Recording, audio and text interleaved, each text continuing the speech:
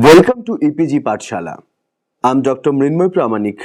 I teach comparative Indian language and literature at the University of Calcutta. Today we'll discuss translation and culture, colonial to post-colonial. It's a module from literary translation in India. The content of this module is written by Mr. Abu Saleh, research scholar, University of Hyderabad. This particular module focuses on the cultural aspects of translation. It brings various theories of translation from the Western and Indian context. Further, it especially emphasizes on the shifts in translation practice from colonial to post-colonial times. The module also discusses the polysystem approach towards translation. It juxtaposes the local and the global and considers the loss or gain in translation of a native text into some other languages by a foreign translator. For this, the module will discuss Tagore's novel Gora and its various translations in English by different translators. During our discussion, we will also try to focus on the role and the importance of translation in a multilingual country like India, which cannot be overlooked, especially in terms of the practicality of translation theories and their applications. So, we are going to discuss the cultural aspects of translation, various theories related to translation, emphasizing the colonial to post-colonial aspects. Now, let us talk about cultural aspects of translation. Omission is one of the greatest problems in translation. Many a time, in translation, a source text suffers from skipping of things that are mocking, ironical, or satiric in tone. Further, the language of translation always remains to be different from the language of primary literature, and here it designates a difference. Linguistic deviation in translation leads to the cosmopolitan language in nature and texture. Linguistic deviation also creates structural and stylistic deviations. According to Lawrence Venuti, in translating from another, especially that we might call third world languages, an English translator always perpetrates grave violence upon the source work, language and culture. This happens because the translated literature seeks to accommodate and fill the local subject matter culturally and linguistically to English. This can be seen as a tyranny of native English that tries to domesticate a non-native content into English. These processes involve substantial changes in characterization, plot construction, and language of the source text. It is true that most of the time the content, the language, culture, form, and many other things go through a certain change in translation. It enumerates the changes that literary work undergoes in the process of being translated, especially when the target language is the language of the erstwhile colonizer and the target readership is the so-called first world. Translation cannot be just defined as possible approximate redelivering of socio-cultural linguistic setup of a context from source to target language. But many times it does not happen. So translation, which is a part of linguistics, is an aspect where one language may dominate the other as the translator keeps the readership of the target text in her or his mind. This problematizes the matter in more serious way. As Spivak says, translation is always encountered with two readerships and two-faced imaginings. It might be exotic or mysterious ways of representation. In this process, the local and the regional identities often get glossed over. This leads to the negative portrayal of culture and practices as the Western readers like to see it. Translation of culture-bound literary text is like a vein filled by the blood of culture. We can say it is not a linguistic process, rather it is culturally determined linguistic process. It is not just a linguistic imitation, but linguistic as well as cultural transmission that becomes a cross-cultural idea. So translation becomes shifting to one culture from another. Mary Snell Hornby considers translation as not just an activity that takes place between two languages, but as an interaction between different cultures. Further, translation is a political activity too. Translation has always been used and utilized by the ruling classes. The example, it can be traced back to the rulers or the religious preacher and the British colonizer who have managed a great deal by translating text as per their wish and need. The colonial power plays between two or more unequal languages and cultures, especially in constructing colonial subject and their culture. It is the imperialist nature of translation. Translation takes shape within the unequal relations of power that operates under colonialism, and colonial translation always tries to anglicize the text. The first and second English translation of Gora by W. Pearson and E.F. Dodd can be seen as a products of such translations. There are innumerable examples throughout various languages and cultures. Also, it is not just limited to literary translation only. It can be correlated with many other fields related to translation. Moreover, in the case of Rabindranath Tagore's Gora, it is very much obvious because the Tagorean concept and culture of 19th century and the culture of the pre-independent Bengal lost their mark in English translation. In many instances, it has changed and varied. A translated literature can produce a new kind of historical understanding of a text, cultures, and even a place or a country. For example, the different English translations of the Malayalam novel Indulekha in various time gaps create different types of history and context. As Benjamin argues that in translation, the original lives its afterlife. Translation should work as supplement to the source text.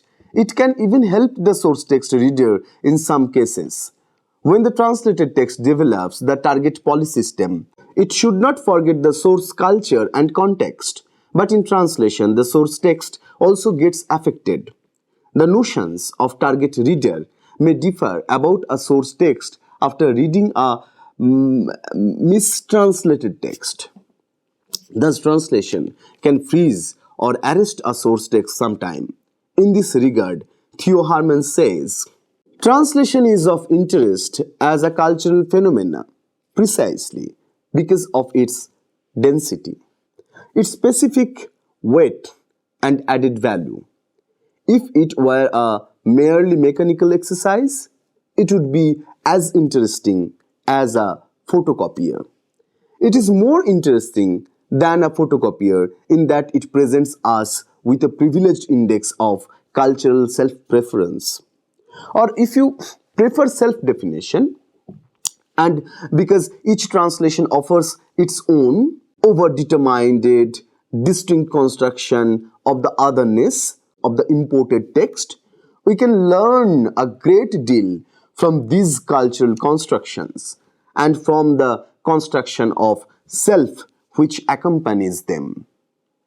In case of Gora, the text is, as Ashish Nandi says, essentially untranslatable. Though the structure of the novel is quite global, but at the same time, it is a colonial history and of course too much local in terms of content. The text is global in the sense it came in that time and period of new ideas and came with some great novels of the world. It deals with the themes of colonialism and imperialism. It is also has the global connection like the Irish foundings. On the other hand, it is local in the matters like local movements, freedom fighting, religion, orthodoxy, and lot of other things. Now, let us talk about some theories of translation. Translation could be of many types: literary, scientific, technical, scriptural, and linguistic, and so on. It also applies to linguistics, syllabus, and curriculum making, and in language teaching method. Different types of translation pose different kinds of difficulties and problems. With the scientific and technical explosions, art of translation has also undergone a number of changes. Today, it is possible to effect simultaneous machine translations in the shortest possible time. The exposition of knowledge has contributed to the rapid development of the art of translation. Translation also has many inner conflicts. Now the question is, while translating a native text, what should be the task of a translator? Should he go for fidelity or for freedom? If he goes for fidelity, then he can give importance to the local sensibility as per his wish without thinking of the target language or reader. But then the problem of communication comes because the target text is for other culture and policy system. If the translated text is full of local sensibilities, it can be like an alien thing to the target readers. It can even may also seem as irrelevant or primitive. On the other side, if the translator wants to conform to the genius of the target language and culture, then he has to opt for freedom.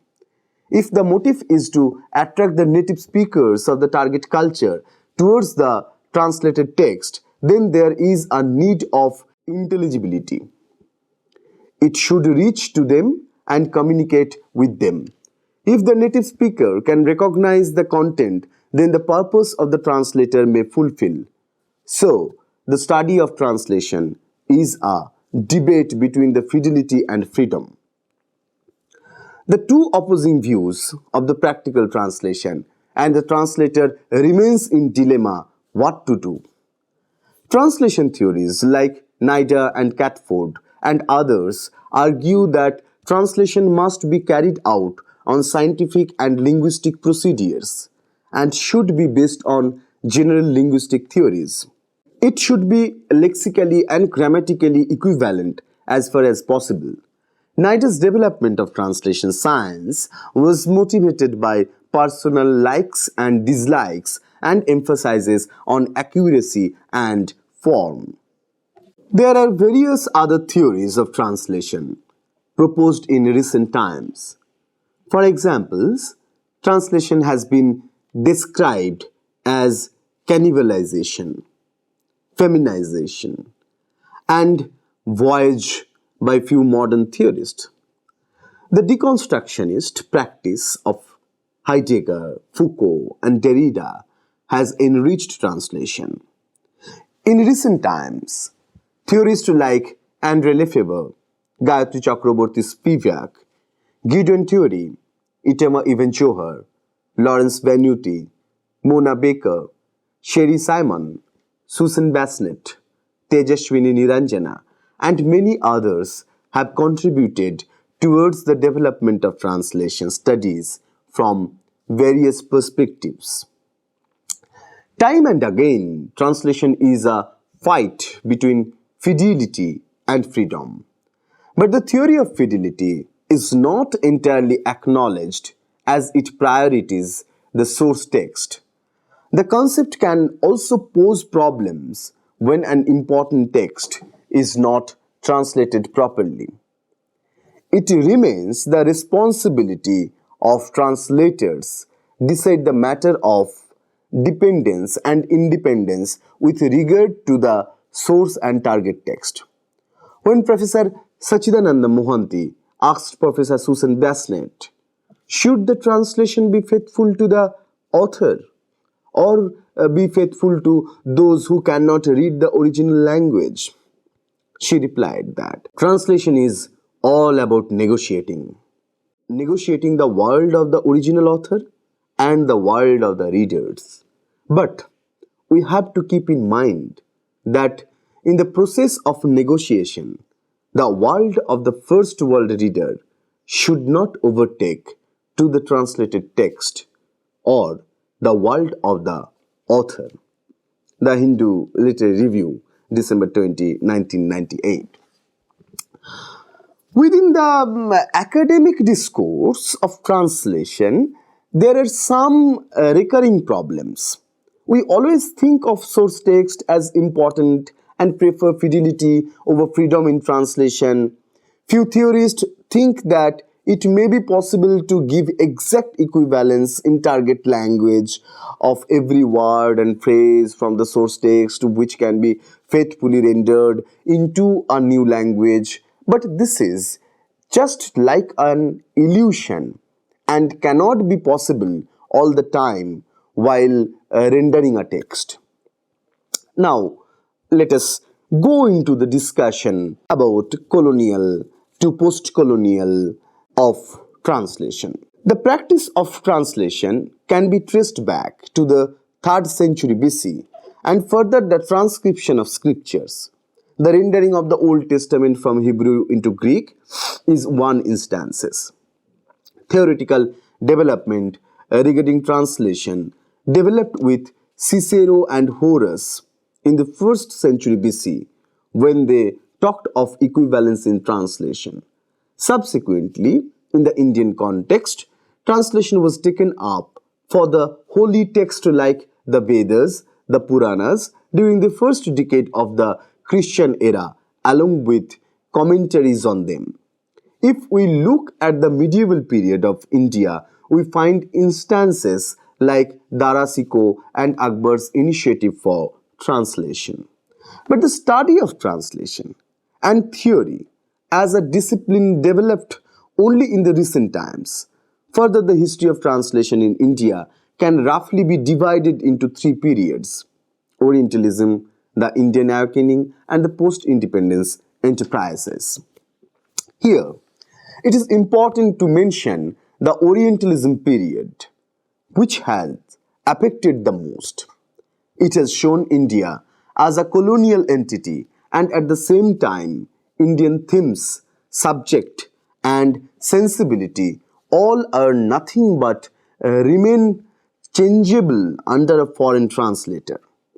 As Rita Kothari says, the translations initiated in the period of British Orientalism in India provide an enduring account of the construction of knowledge and relationships integral to colonial rule. I unquote. Translation of Indian text into English began with the work of Oriental scholars like William Jones. The purpose was to give the touch and feel of the Indian text to the Western readers. There were other prevalent reasons too, like the colonial administration policy and so on. The translation of Indian text by the foreign translators has always been a matter of concern and discussion. For example, the translation of Kalidas's Shakuntala or Jayadeva's Gita Govinda into English by Jones are because of his mystic and exotic representation of these Oriental texts. It sees Orient as a place of luxury and myth. The translation of Indulekha is another such example, which was taken up by the colonial administration.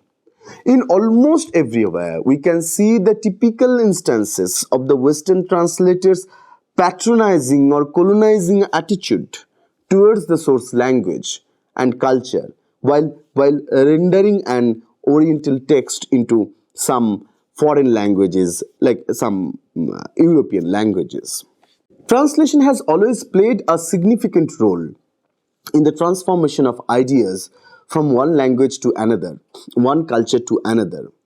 India is a multilingual country, and translation or Rupantar, Bhashantar, Anulikhan or Anuvad has importance here. Starting with the classical texts like the Gita, the Ramayana and the Mahabharata, translation has been very much necessary and popular in India for a long time. Translation has a huge role to play in the literary life of India as it is multilingual and multicultural country. To know each other's language and literature, we have to apply translation from where we can get the feel of our country. The role of translation as an integral part of the nation building process and culture linking activity cannot be overestimated. It is important to understand the history and the role of translation, especially the seminal history of Gora and its different translations. The first translation took place in 1924. The concept of translation studies more or less did not exist. The second translation happened in 1964 when the theory of translation was in the beginning to take shape. The next translation was in 1997 when theoretical framework for translation was already in place. The latest translations of the novel in 2008 and 2009 happened in a time when the disciplinary framework of translation studies are formed and modern man and postmodern discourses are around. After looking at Gora and May such texts, it is desirable that practical and theoretical aspects of translation in India should be examined. Because of the foreignizing attitude and readership, translation may create different text out of an Orient text. To translate successfully with all attributes of translation and not to reveal the source text meaning would defeat the purpose. Among 19th century translators, Edward Fitzgerald, who rendered Omar Khayyam into English, is a well-known name for his biased and even racist attitude. While translating Fariduddin Attar's text from Persian as Bard Parliament, Fitzgerald wrote to Reverend E. B. Cowell in 1851, "It is an amusement for me to take what liberties I like these who, as I think, are not poets enough to frighten one from such excursion, and who really do need a little art to shape them." Colonialism and imperialism of power, language, and culture happened in various times in many places. At the same time, resistance also came in the process of counter-colonialism by the local elements. Post-colonial literature and translation is the result of interaction with the imperial culture, practices, and mixing of indigenous cultures. It has passed through neo-colonial institutions or after colonialism and after independence. Thus, it is continuing process of resistance, reconstruction, and restructuring. Now, let us summarize the module. So, in this module, we have discussed the cultural aspects of translations from Western and Indian context. We have also discussed the shifts in translation practices from colonial to the post-colonial perspectives. We also came to know about various theories related to translation, like the polysystem approach of translation, the local and the global in translation. Other matters like the loss and gain in translation, translation of a native text into foreign languages are also discussed here. Hope these are useful, and further you can look on the e-text and the PowerPoint for your further reading. And before concluding with this module, I would like to add a few more things that regarding this colonial and post-colonial translation. When we discuss the history of translation in India with the perspective of colonial and post-colonial theories, we have to understand the thorough history of translation and the history of political affairs. What was the European political affairs with India in 19th century, in the beginning of 20th century, and how the paradigm shifts happened after after the independence, how the paradigm shifts happen in our thought, in our psyche, because it is not only about the British or European rule or European colonization. What is to be observed in the history of translation to understand the colonial and post-colonial perspectives? It is not only about the anti-colonial thought of the Indians to be understood in the history of translation from the perspective of colonial and post-colonialism, but we have to see the paradigm shifts in translation, what happened after independence, or the paradigm shifts in our political and cultural arena, what started to be happened during the colonial rule only. We have to see the engagement of the political engagement of the people of India with the communist movement, with the Marxist ideology, people's engagement with the radical political theories and radical political thoughts actually necessitates a new sphere of translation to be discovered. Communist Manifesto was translated. So many literature, people's literature from Soviet Union, from China were started to be translated.